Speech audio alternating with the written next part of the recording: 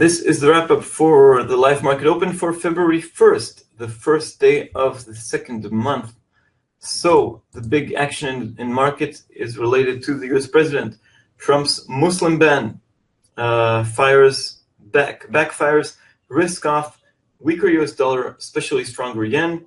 We have some kind of recovery now, but it seems very limited. His regulation changes are unclear. No fiscal stimulus, more trade trouble. It's not what markets want to see. Other big theme of 2016 that is now in the headlines again in 2017 is Brexit. UK Parliament discusses Article 50. Circle March 9th as the date that it will probably be triggered. No action from the Bank of Japan, and there's tension towards the big events of this week. I would mention big data releases that were surprising. Well, again, the UK economy is doing well. Eurozone inflation is rising faster than expected, but thankfully also GDP. Will the ECB taper down, stop its stimulus? I doubt that, but that'll be a theme in the future. Big events, as I mentioned this week, we have the Fed decision. They're not expected to do anything because there's no press conference, no new forecasts, but join the live coverage.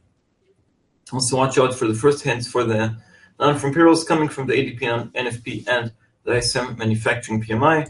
Tomorrow is Super Thursday by the Bank of England, the quarterly inflation report. Watch out for the forecasts for the direction of the Bank of England. In general, they are neutral, but if they raise forecasts, we might begin hearing talk about a rate hike. And if they keep them low, then the pound, of course, will fall. Also watch out for Draghi, has lots to digest. Lower unemployment rate, higher inflation rate, higher GDP, and Trump's advisor talking about Germany benefiting from the euro. And on Friday, of course, the big event is the non-farm payrolls. Wages are important. If it reaches 3% or higher, it's great for the dollar. Regardless, if everything comes out as expected, I would expect more dollar weakness. Let's quickly run on the charts in this wrap-up before we head off into the rest of the day. So, well, that US dollar recovery didn't last too long.